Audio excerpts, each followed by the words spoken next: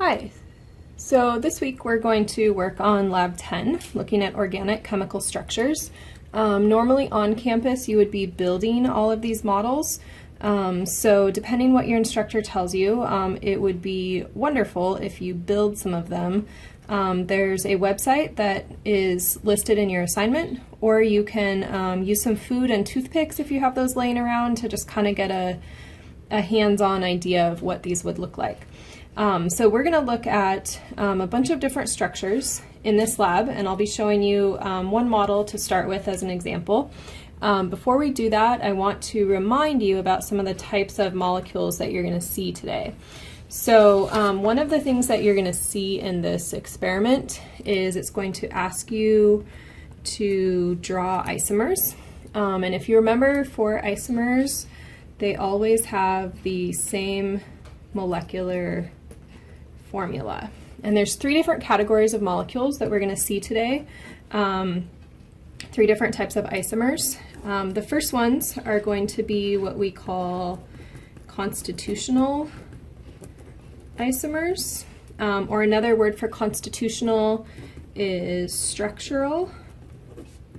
And these types of isomers, you're going to see most often a change in the carbon connectivity, or how the carbons are connected together.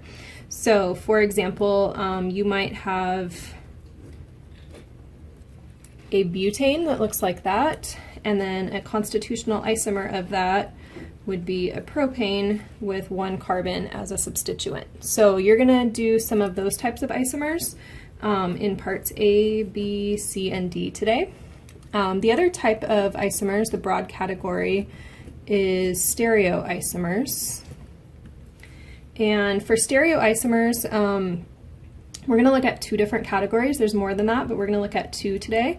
The first ones are going to be cis and trans, and these are part of the, or we're going to see these in the family of chemicals called alkenes. So those are carbon-carbon double bonds. So an example of these would be a trans 2-butene and a cis 2-butene. So they have the same exact formula, of course, but the three-dimensional arrangement of those carbons is slightly different from each other. And then that will be in parts E and F today. And then finally, the last category of stereoisomers is called enantiomers, at least for what we're going to look at today. And those enantiomers, we say, are non-superimposable mirror images. You're familiar with some of these. Glucose and some amino acids have enantiomers. You just don't think about it. A lot of drugs have enantiomers. So I'll give you an example of one of those in a little bit. But essentially you're going to see that these are always tetrahedral molecules. Perfect mirror images here. So we might have substituent A on top, B out here, C, and then D. So you can see that there's a mirror plane between the two, and they're perfect reflections of each other.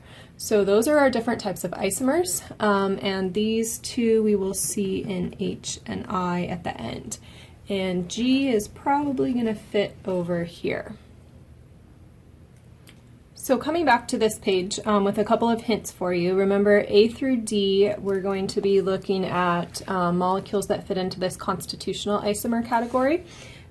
You will again do the best and get the most out of this if you are building models as you go. I have models like you would have used in lab here.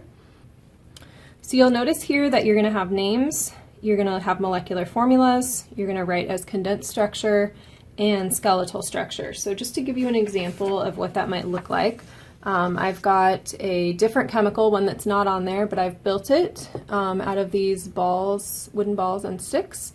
And this is 2,2-dimethylpentane. So I've pieced that together.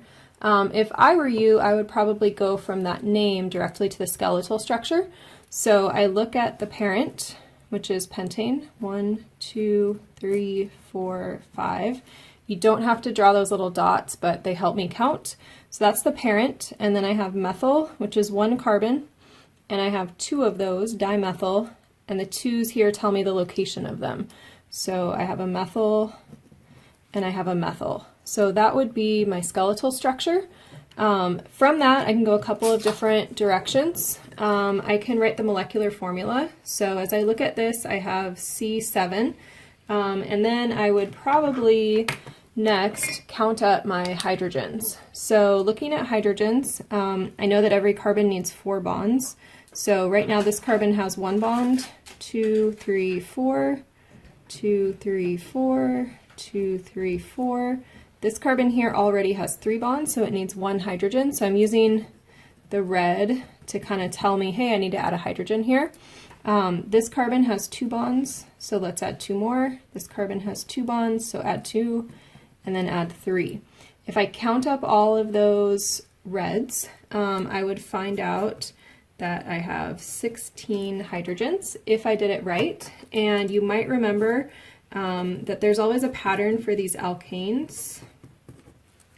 Whatever this number here, 7 is, if I double that, so 2 times 7 plus 2, that will give me the number of hydrogens. This is also going to be helpful when I go to write my condensed structure. So condensed structure, if I take this, I'm going to straighten it out. That's just usually how we do it. So I'm writing the condensed structure now, starting on the left here, CH3, and then I go to a CH here, and that CH has a methyl and a methyl. Generally in condensed structure, we're going to go above and below rather than the angles that we see here. CH2, CH2, and then a CH3. So I've got CH3s, CH, CH2, CH2, CH3, and then my 2 methyls and my 2 methyls.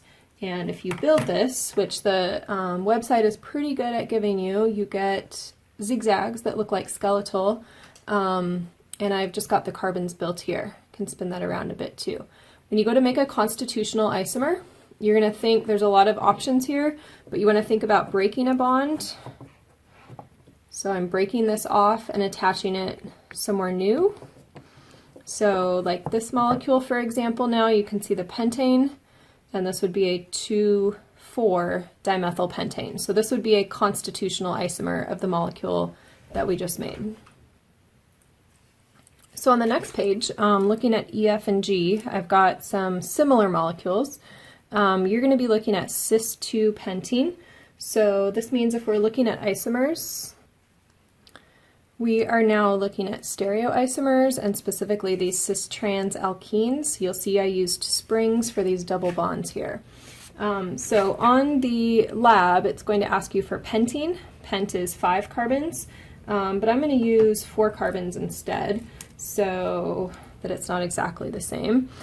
So here is a cis-2 butene, and you can see it kind of looks like a boat or maybe a little house or something like that. So this is a cis-2 butene, and if I take that and I make an isomer, that means I have to break something and connect it in a new place. So now I have trans 2 butene. Notice that we say that the rotation is restricted around this double bond, so I can't just twist it up into that cis arrangement. And that's why these are isomers, because it actually takes a literal breaking of a bond and connecting it somewhere new to make the other isomer. So you will be thinking about the cis pentene and then a stereoisomer. Remember, stereoisomers here we're looking at cis and trans. And then you will also build a related molecule to that and answer a couple of questions. Last of all, the final group of molecules we're going to look at are these enantiomers here. They're non-superimposable mirror images, and this will be an H and I. So we're working here at the bottom of your lab page, and if you were in lab, you would have built them. I've built a couple here, and you can see how there would be a mirror image plane through here. They're a reflection of each other. When we say that they're non-superimposable, that means if I try to stack them on top of each other, purples match, yellows match, but these don't match. So I say, okay, well, let me try and match the greens and the oranges up. Try to superimpose them or stack them perfectly, and now you can see the greens and oranges match, but the yellows and purples are not quite right. And you actually are walking around with a pair of these non-superimposable mirror images with your hands. Here's one hand, it seems just like the other hand, but when I stack them, the thumbs are always wrong. So your hands are a good example of this type of non-superimposable mirror image. So I have built these molecules here. You're going to draw them, and you want to use the dashes and wedges, so hopefully you've learned that in class. If not, you can think about these molecules this way with these wedges and dashes. So if I have this molecule here, and you can imagine that the yellow and the orange are in the plane of my paper, so I would draw a carbon, and then here's my yellow, and then here's my orange. I use straight lines for atoms that are in the plane of the paper, and then you can see the green is kind of popping up at me or popping up at you, so we use what's called a wedge for that. So this would be my green atom popping up at you, and then the purple is going back down into the paper, so it's still angled a bit down, but I use what's called a dash. It's vertical dashes, and so this type of sketch, straight line, wedge, and a dash, is how we draw these tetrahedral shapes, and you'll be doing a lot of that in organic chemistry. So you want to give it your best shot to do this kind of wedge dash drawing when you draw these two isomers here, and then you'll answer a couple of questions and suggest a different pair of isomers or enantiomers and draw them right here. So build some molecules, especially for A through D, using the websites provided, and then ask your instructors if you have questions about anything else here.